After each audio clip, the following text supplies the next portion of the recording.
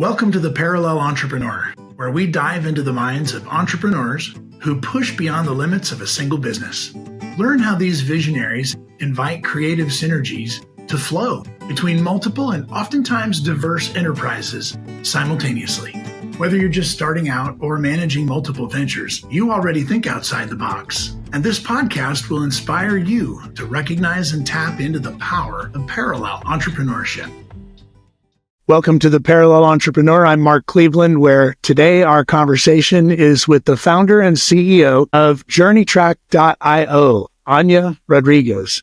She's pioneering a customers first, enterprise grade SaaS experience management platform.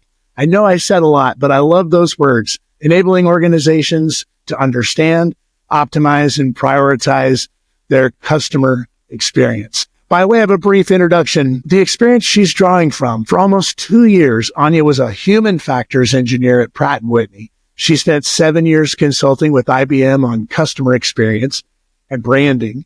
And then at the helm of her own consulting company, 16 years ago, she started Key Lime Interactive, where she drove innovation in customer experience research and development. Now chairwoman of the board, she understands how brands struggle to deliver the seamless journeys that customers demand across physical and digital channels, geographies, demographics, and more. In this episode, our featured parallel entrepreneur, Ania Rodriguez, will share how she recognized the opportunity to start JourneyTrack almost 4 years ago. Welcome, Ania, to the Parallel Entrepreneur. Thank you, Mark. It's great to be here today. You know, I feel most alive when I'm building something new. Give me a sense of what makes you feel most alive and what fuels your passion? I feel most alive when people really have a good experience with whatever product or service. It just makes me, just feel happy and knowing that they can have a great experience. I also feel most alive when I am selling and beating my competitors. We talked about that earlier. I mean, literally, it felt like I was talking to a gladiator trainer. She was like, I want to get in there and mix it up. Tell me more about that. You're beating your competitors. How and why? Yeah, we're the newest kid in the block. And we really relied on, all my years of experience to build this, along with a lot of team members here and our customers. We had 15 enterprise customers really work with us to create that at the beginning, right? Over 5 years ago at this point. And I just feel we now have something that is amazing. I feel like we are probably the best experience out there. We know we beat our competitors because ours is the easiest one to use. It really fits their mental models. It really meets their demands. So it feels good to be like the youngest kid and the one that's beating everybody. Yet now it's like the first horse in the race, if you will. So. Yeah. Fastest technology, the greatest user experience, and you're actually coaching your clients in their product design, in their customer delivery on how to serve, meet, and exceed brand expectations that they're trying to develop into their product, right? Yeah, right on. That's exactly right. So yeah, we're doing it really honestly, not as a consultancy, but really just a value add. We are highly ranked on G2, the highest against even our competitors. That's where our customers tell you what they think. And it's really around our customer experience that we deliver to our customers and giving them education, giving them help when they need it. Quite frankly, I think that's what makes us most successful. We listen to our customers more than our competitors do.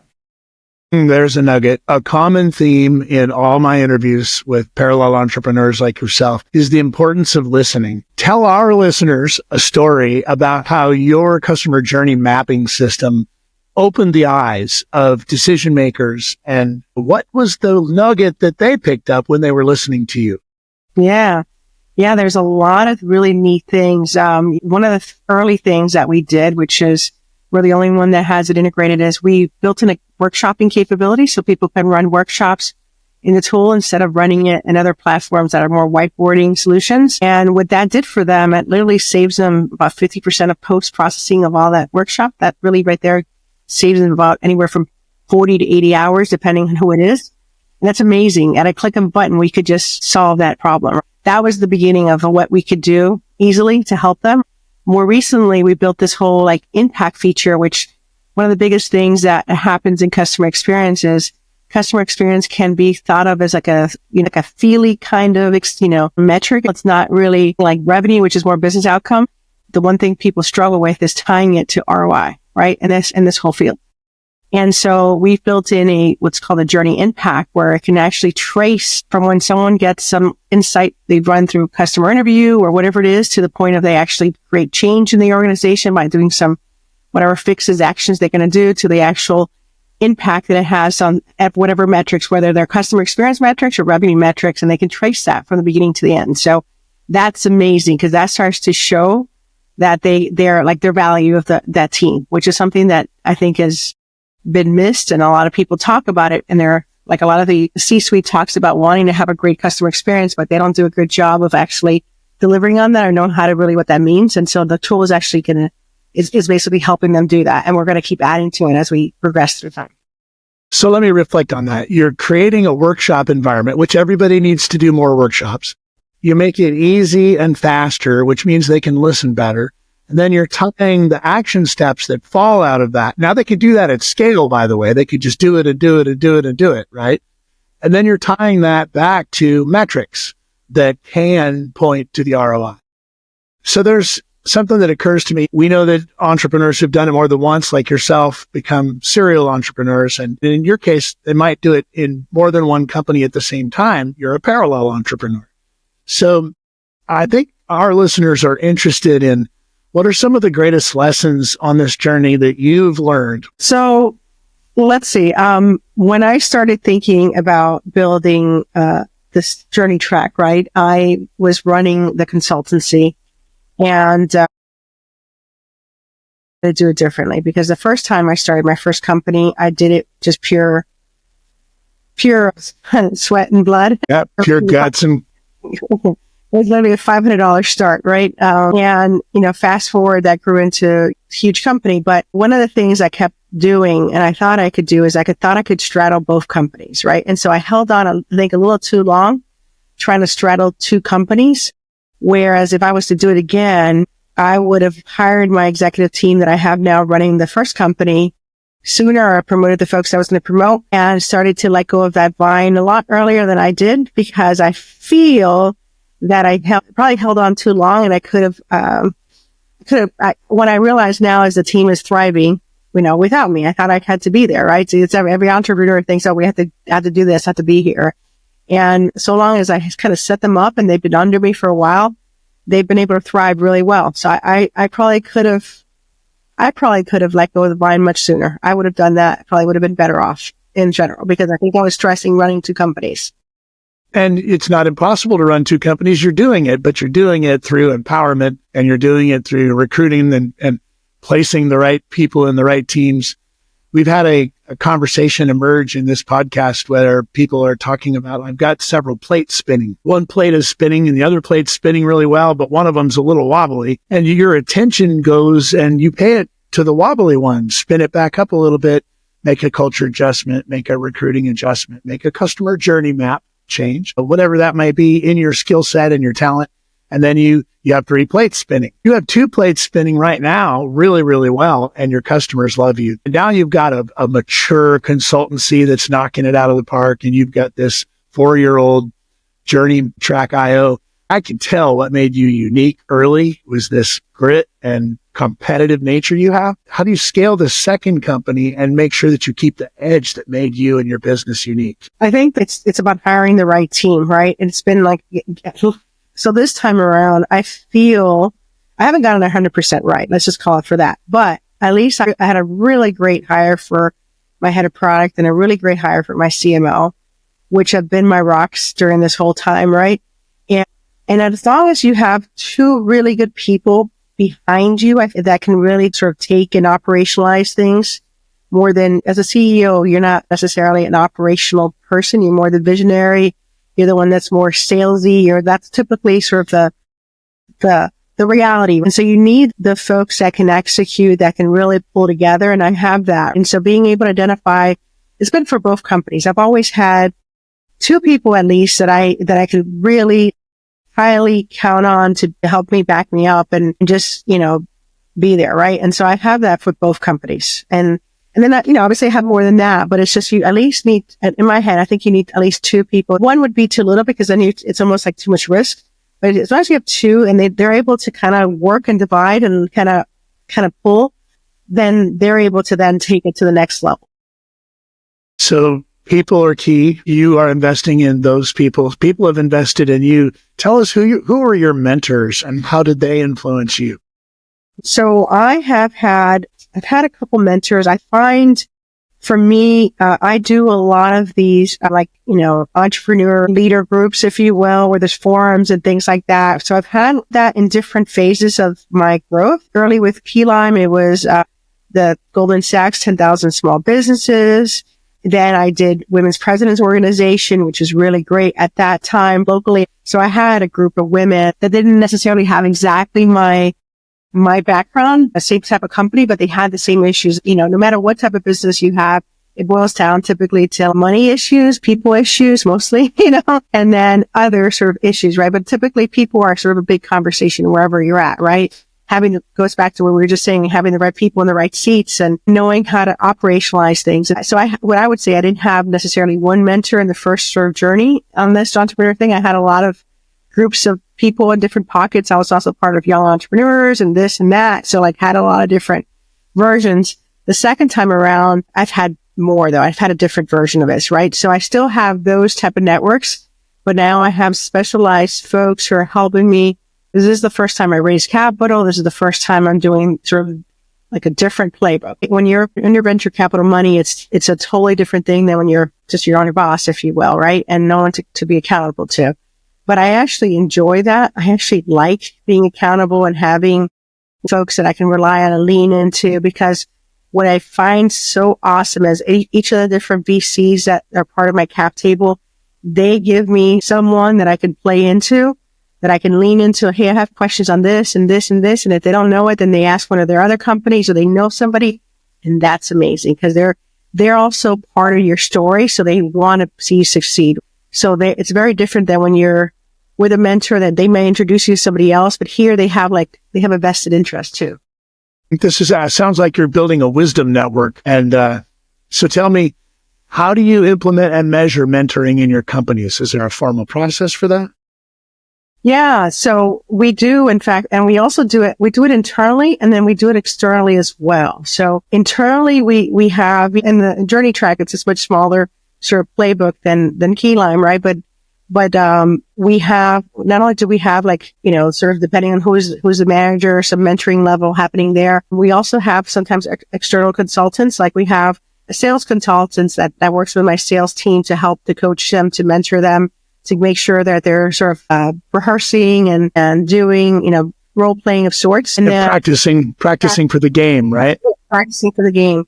And then, and Key Lime is the same. And we also give back to the community. We do we just did one recently and we basically open it up and we say, hey, do you want to sign up to learn about how to become a researcher or how to become a manager or how to go into consulting? And we have people sign up who really want to learn about the career or switching over or looking for things that they come in and they sign up. We do that, at least once or twice a year. So that's more of a bigger play.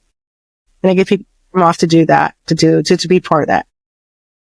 So if you're running a startup and you're actually considered an influencer and a pioneer in this phenomenon where our culture is finally really starting to see really spectacular results from spectacular female leaders. And you're a part of that trend. It's been a long time coming.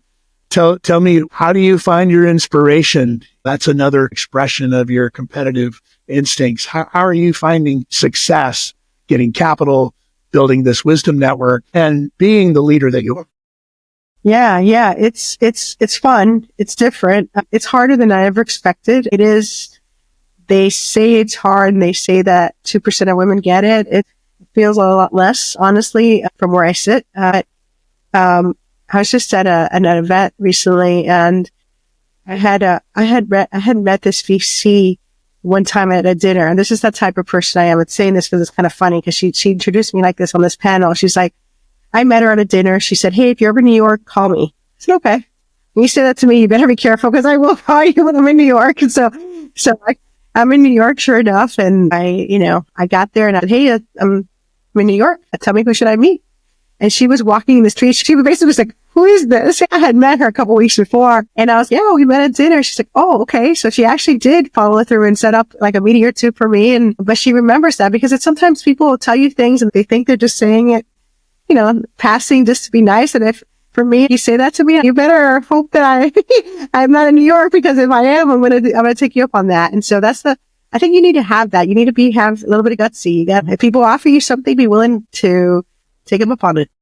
Yeah, I think people are trying to help each other far more than we know. Wouldn't that have been a shame had she extended that invitation to you and then your self-talk said, oh, she doesn't really mean it. I'm not going to do that. And isn't it great that she extended that invitation to you? You seized it, followed up, and then you're in New York and you had a wonderful time. Contrast that with what does a typical day look like for you, the startup? I wouldn't call you a startup. I'd call you an upstart at 4 years old and you're beating everybody. But what does a typical day look like for you as the CEO of JourneyTrack? I spend a lot of time now just working on partnerships, meeting all their agencies and folks, maybe top level executives sometimes, but just really having conversations with leaders, trying to align with them, understand what they're doing.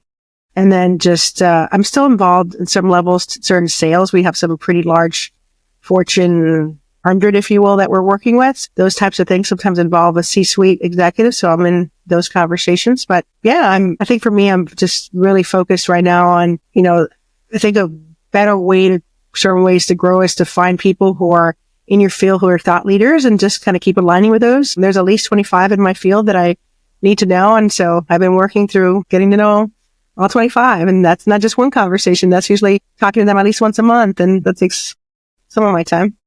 I'm curious, you're operating at a high level of energetic expression. When you feel depleted, how do you restore your energy? I have 3 younger kids, and so I spend time with them.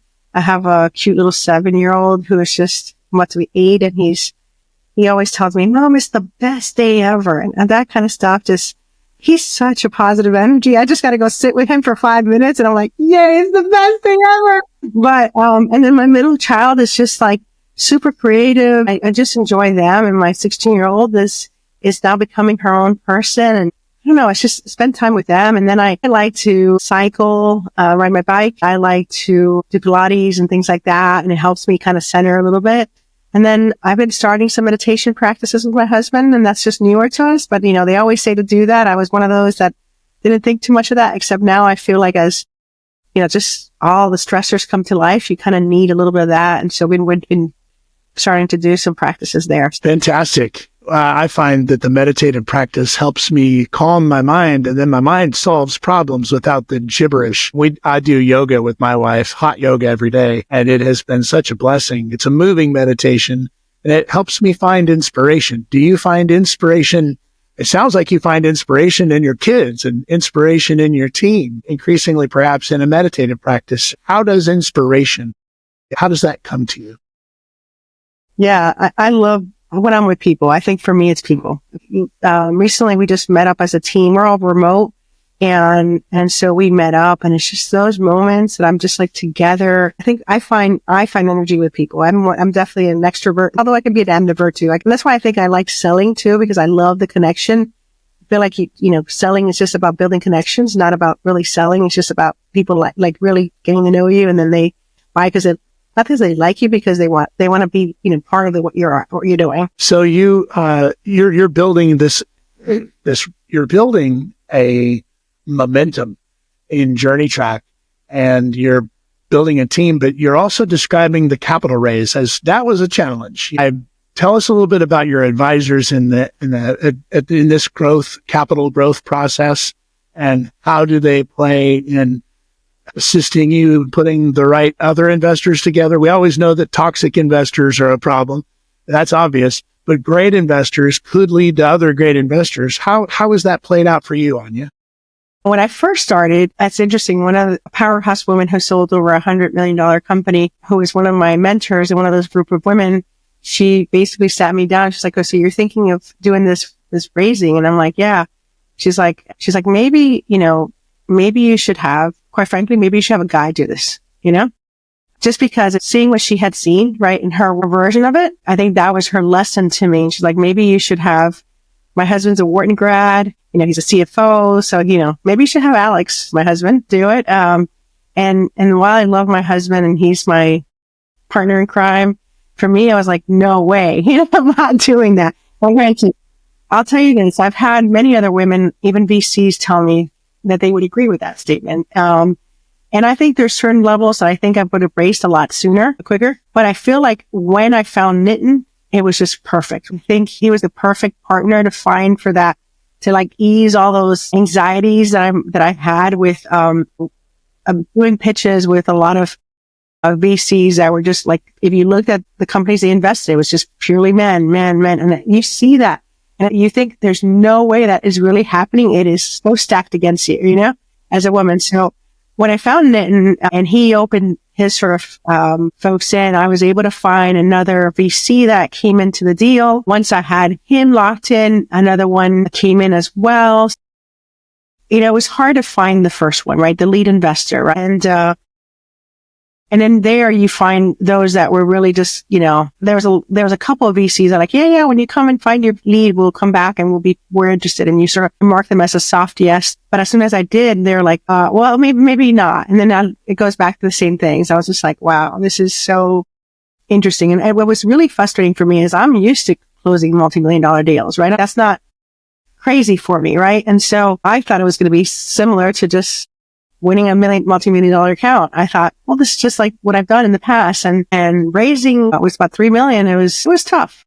It was tough. I was raising during a time where everything slowed down, right? Everybody stopped raising at the same speed like I had. I'd done it in 21, 22 when I first formed the company. I would have been in a better position. But back then I thought, I put about $1 million of our own money into this, right? And I thought, I want to hold on to as long. I already had like big clients like Google using the platform. So I thought I wanted to hold on as long as I could to go have a really strong seed. But what happened in 23, when 22, 23, if you will, is that, everything shifted, right? And so that made it really hard, I think, especially to raise during that time. And now it's even probably worse because everybody's struggling with raising. Even the VCs are struggling to raise capital right now. So. What a terrific answer. This is almost a teaser for one of our future episodes with Nitin Ray, the CEO and founder of Elevate Capital. And as I was reflecting on my earlier comment about him, he likes his thesis, and it's fascinating, is I like to find underestimated entrepreneurs. And you were one of those. And we'll talk to Nitin soon. In the meantime, clearly you have built a team with advisors and investors around these principles. Talk to us about your North Star. What would you say is Ania Rodriguez's North Star and your principles around which you are building and maintaining multiple organizations at the same time? So for this company, the North Star is really, it goes back to that whole ROI of CX perspective, right? And providing value. The North Star for the other company is to really humanize customer experience and get research and that perspective. Back to customers and understanding of their customers. To me, the North Star of it all, right, is, it's really to build impact, I think. When I first was a younger entrepreneur, I think it was more about like, can I do this? And then it was about, can I get to 5 million? And can I get to 10 and whatever that version of it was. Now it's about building impact, building something that really shifts and really helps, people, connect and be together. Because if you think about what the platform at its very core does, it allows teams to connect, to visualize together, to humanize what that, end-to-end experience is supposed to be like. And I think that's probably my North Star right there. It's about humanizing the experience. It's about creating like change and building the next cloud for our customer experience. Yeah. So the big SWOT is listening and participating and the little things, like what are you committed to doing a little bit less of right now, or just a little bit more of? I find that those little course corrections as you gain wisdom and insight and experience with your business, what are you trying to do a little bit more of or a little bit less of right now? More of strategic setting. I think now we're over getting the initial 50 customers. It's been a while for that. But now let me step back a little bit here. So in my world, this is a brand new category of tools called journey management. There is what they call journey analytics, and then there's journey orchestration. And then there's a very basic customer journey mapping. So it's almost like 4 tiers, the different types of software. What I did, which is good for listeners to know, is I found the wedge into this world, right? There was still a little bit of a white space because there was competitors, but they weren't doing a great job as is, right? They were really not meeting enterprise needs. So I found an area of, this sort of ecosystem where it was easy for me to come in as a new player, right? And it wasn't crowded just yet, and really sort of set pace and just focus on really building a great, user interface and customer experience within the app. So it would be super easy to use and they would sort of push in, right? And so as I wedged into this sort of ecosystem, there's now like layering of different types of information my customers want me to create in. And what's really neat of what's happening is in the US, especially, we're not as mature in our practices for customer experience, whereas Europe and other areas of the world now, I see that they're a lot more in certain ways. So what the software is doing, I'm meeting them exactly where they're at right now, but it gives me enough runway where I can build in the other layers, because when people think that they want journey analytics, so they think, oh, we want something that is able to anticipate what I want next step, right? Well, the reality is people haven't even figured out what they're currently doing and what they want it to look like. So saying that you want to just have something be super personalized, they're not there yet from like an internal strategy alignment perspective. So our software meets them and allows them to do that piece of work, which is giving me enough of that runway so that as we continue to layer and build in some more integrations and analytics, that will meet them as they sort of move up that maturity. Now, even the more mature companies, they still need this because they're still trying to realign and things like that. So it's a really perfect spot to be in as we're evolving in this sort of ecosystem. Interesting. And you can't have a conversation about technology these days without referencing AI in some way. And I've had some conversations with AI experts in my routine practices with clients, and they're telling me about some of the things that AI can do and can't do. And yet what I'm hearing you say there might be, regardless of what the tool would do, if you haven't done your strategic homework, if you haven't really understood where you are and where your customers are, and really where your customers want to be taken, it's difficult to sort of you can't throw technology at a human problem. You have to have processes, right? Speak a little bit to me about how you see AI serving that role today, or how it's on your bench for executing that next level of strategic analysis, and how do you bring those things together? So we're using AI to help accelerate certain tasks that might be time intensive, that realities machines could do better. I think the strategic thinking still has to be thought through by humans. So I think there's like a human AI sort of version of where things are. What's interesting, one of our customers, Google, has a case study, which we have on our website, that talks about how they're using our platform to help them determine internally when they're going to use AI or not. So they're building their internal employee journeys, right? Because it's not just customer journeys, it could be employee journeys. And, trying to be really delicate about when they're going to be using AI to replace a process. That's part of people's change management and workforce, kind of day to day. So it's just part of your job that you are holding on to, and all of a sudden AI takes over. Is super scary for people. And so the way that they've done this is they kind of laid out what the employees, what they do on certain tasks, and then really identify areas that just is not part of their core day to day, that they can use AI, but they've used the tool to sort of identify those areas, right? And then as they build that, they sort of still measure through time how employee engagement, employee satisfaction, et cetera, to see if it's really looking at it from a holistic perspective. Because I think often people just jump and say, well, we could just take over with AI, but there's just so much impact that it could create to just your culture, to your customer base. And so you kind of have to balance it. And I think the folks who are taking a real thoughtful approach to doing this are going to be in a better place than those that just throw in everything they can just because they can. Yeah. It's an easy tool to grab. It's a difficult tool to trust, and it's an incredibly difficult tool to deploy correctly.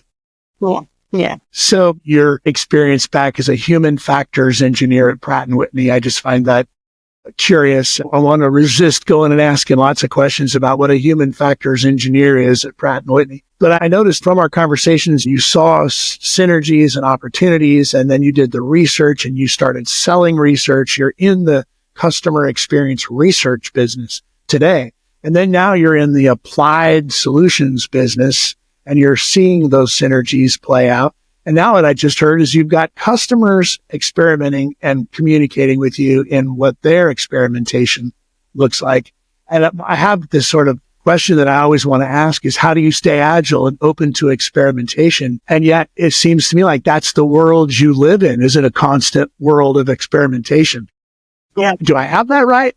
Yeah, you got it exactly right. I thrive in that. I follow that shiny object, if you will, but I thrive in just exploring where there's opportunities. And I'm always just, thinking ahead a little bit of the curve, right? I can see things a little bit better in certain ways. I'm not scared about trying new things. I'm very, technology forward from that perspective. And I think that's what's given us in both companies an edge, right? We are, goes back to the earlier point. We listen and then we figure out how we can solve that quickly, right? For our customers. If you do that right, which is, I think what's helped us a lot through the years, it helps your customers. Because at the end, I always say this, if you think about, there's a whole jobs to be done framework and people are like, they have one job at the end. As a consultancy, as a technology company, your job is to basically make your customer look really great to their bosses, right? And so as long as you do some version of that, you're good. And as long as you do it better than they do somewhere else, you're better off, For me, as long as you're like 3 or 4 pages ahead, your competitors are maybe 1 page ahead, you got to be 3 or 4. And as long as you're figuring out what's next step and being very mindful, you're usually seen and trusted. And as long as you're successful there, you can't just be like running around amok either. Let me clarify that. But I think as long as you are strategic enough to think of all perspectives really quickly, and then think of all the risks involved and kind of weigh those risks and say, okay, we can shift out this way. You mentioned that there was some lessons in, had you gone to the market earlier to raise capital in your startup journey, you might have had a different experience. I spent a lot of time in the M&A growth advisory space, and we are always asked a similar question on the other side of that. Is someone will say, hey, Mark, when is it time to sell the business? And my answer is whenever someone needs it or wants it worse than I do. And here you are penetrating a new industry, but with established players, and you raised your capital. You have, I'm sure, an exit plan, or you are working toward goals. So what lessons did you learn on the way to this moment that inform how you decide when it's time to exit? And how will you see those signals? Yeah, that's a really great question, Mark. Wow. If you have a successful business, you're always going to be seeked, especially like investors, private equity, especially the consultancy. And, cause it's like the older business. And so I am like way above where I thought I was going to exit. How about that? When I first started that consultancy, I thought, oh, I want to get to 5. I want to get to 10. And I'm way above that, right? So like, what do you do then, right? I realized as I matured as an entrepreneur, for me, the things that have to happen if I was going to sell that business, I would have to find, like what I felt with Nin, I would find the right person, if you will, because it's not about necessarily needing to sell. We're in a really good position. So we're not in that combination. We're like, oh my God, we have to sell. If not, we're in trouble.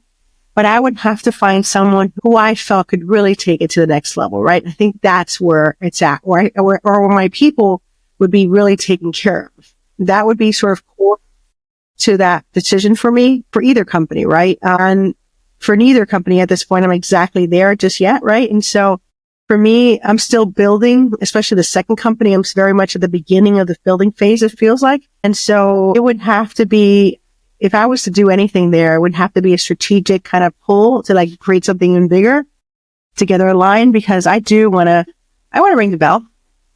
Let's just call it for one. Sure. No. So how do I get there? Sometimes it is a lot about, having the right merge acquisition or some version of that to get there sooner, right? Than the longer playbook. We'll see. I'm still figuring it. I wonder, such a high degree of competence and confidence, it may not be related to time. I think that's a big piece of my own personal lesson. I spent longer in business A than I should have. I got out of business B sooner than I should have. I didn't ever really have a time horizon to say, by this date, I'm going to have done that thing. I do think that might be a pretty typical mistake. that people make is putting artificial deadlines on objectives and outcomes. And when you recognize it, you know you're there, but you're not in any time crunch to get anything done. And I love what I'm learning from you about just this sense of I'm here, I'm innovating, I'm teaching my people, I'm mentoring my people. We've got a charitable organization. I enjoy leading that and then recruiting people to set me free to go take on my next adventure. So if you could talk to your younger self with this wisdom of today, Anya, what's the first thing you'd say to your younger self? I would have started the second company sooner, for sure. I would have done that way earlier in that entrepreneurial journey. In fact, year 2, I had an idea that I just didn't know how to raise capital. I didn't know any of that, right? I think that's what stopped me because I wasn't there financially yet to do that, to get to sort of start my own sort of first million in, if you will. But I would have educated myself on how to raise capital earlier, and a younger version of me would have taken that play a lot sooner because the reality is if you do it just, old school, the way that I built the other business, we had quite frankly, we haven't done any M&A activity at all. So it's all organic growth. It takes 15, 16 years, to get to a good number, right? I think about what, JourneyTrack is already doing in year 4. It's basically equal to the other one, from a valuation perspective. So net, you think to yourself, why did I burn 15, 16 years when I could have why did I burn so many years, right? Just trying to do this. And granted, yes, I own 95% of that other company, that's down, right? 97, but I'm about to give somebody a couple shares. But 95, let's just say, of that other company. And if I sell, that's all my money, not other folks, right? But I think I could have done it quicker and exited and come out and come in and all that jazz. I probably could have had at least $100 million consultancy now. I had done it differently. If I didn't, I went the slower way, right? I did everything organically. I don't know. But then there was pros and cons to that too, right? You learn along the way and. Yeah. I find living in the rearview mirror isn't a whole lot of help because you could have your eyes on the rearview mirror and not in the front windshield. And, the rearview mirror, it sort of informs you that you celebrate that you're still on the road. You're driving between the lines. You're still headed in your direction. I think that what I'm hearing that is just motivating the heck out of me. The whole reason that we put together this parallel entrepreneur vision was that it's important to recognize that we humans are incredibly creative and you are incredibly creative. And now with hindsight, you can say to your younger self, I could have done this 5 times, but the world seems to tell entrepreneurs, stop, wait, focus, grow organic. I think that there are some artificial guardrails around most entrepreneurs that are, I don't know, maybe an investor is saying focus, focus, focus, or the last book that you read is saying focus, focus, focus. All these great business thought leadership books that we have available to us, and they're all putting guardrails on our creativity. And what you've said earlier today, one of the points that I just can't help but emphasize is that you're recruiting people, you're mentoring those people, you're building a human organization, you're listening, you can go do it again. Isn't that exciting? It's amazing. I love it. I have lots of big dreams. Every time it gets bigger and bigger. So watch out. So watch out. Isn't that great? So, all right. Speaking of books, this is the rapid fire section. What's the last book you read? I read more of the business books. I've read what's it called? Oh my goodness. It's about living in the void or something. It's Living Untethered? No, not Living Untethered. I heard that one, but no, it's the one that talks about we all live in this, as entrepreneurs, you're always in the gap. It's like the gap. In the gap. Yeah. And so it talks about how, I'm always woulda, coulda, shoulda, going living back in the rear mirror and beating myself up about what I'm not doing or, thinking about that instead of celebrating that moment and saying, wow, this is all the things I've accomplished. And so right. It's that book. And it was that entrepreneur, now I'm trying to blank his name and I don't have it in front of me, but he's written a series of books. And I thought that was probably the most impactful of the ones I've read so far. Sure. Those are great books. We'll put those in the show notes. What book do you want to read next? What's on your nightstand? I am going through a little bit of a health kick right now. So I'm reading books on understanding my body and just you know, figuring Taking care of yourself. taking care of myself. Yeah. So I have the Tony Robbins book for like the reversing, like, just about all the things he talks about. I have that on my stand. And then I have one around, I have heart disease in my family. So just making sure I don't have any of that. I have one called reversing heart disease. It's good. Yeah. I think we as entrepreneurs, at least it's true for me, I neglected my health in pursuit of performance, in pursuit of excellence, and I just neglected myself. So it's good to hear you are focused on that. I want to ask you this. One of my favorite questions is, what's the best gift that you've ever given? I think I gave my husband a dog. I love dogs. So I gave him a dog. That gives forever, right? Gift of unconditional love from a dog. Perfect. Wow. Oh my God. That's just fine. What's the best gift? What's the best gift you've ever received? I'm simple. I actually like the little gifts. I don't like the big things. So my husband gave me this, which were symbolic of our like little things that, I kind of, it's a little hard. For our listeners, what is it? It's one of these little hard hands, kind of like metal little things. Oh, yeah. I've also had stuff he's made me. I don't need the big stuff. I just like the stuff that's meaningful, if you will. So. Something that has heart in it. Well, Anya, this has been a great journey. I'm the father of 2 daughters, so I personally am thrilled to hear of your story of success, your pursuit of your creative gifts, your journey to focus on your personal health, and your exploration of meditation and reflection. And those, I think, are going to be your superpowers as you develop them. It's just such a pleasure to get to know you and to feature what you're doing in the Parallel Entrepreneur Journey. Thank you for joining us today. Thank you so much for having me. Hey, thanks for listening to another episode of the Parallel Entrepreneur. And thank you to our sponsors, partners, and the special team behind the scenes that make it all possible. Be sure to like, follow, or subscribe to our podcast and get the latest updates. And to learn more about this growing community of entrepreneurs, our mastermind and companion program for your parallel entrepreneur journey, visit parallelentrepreneur.com. And of course, thank you to all the visionary guests who trust us to share their stories.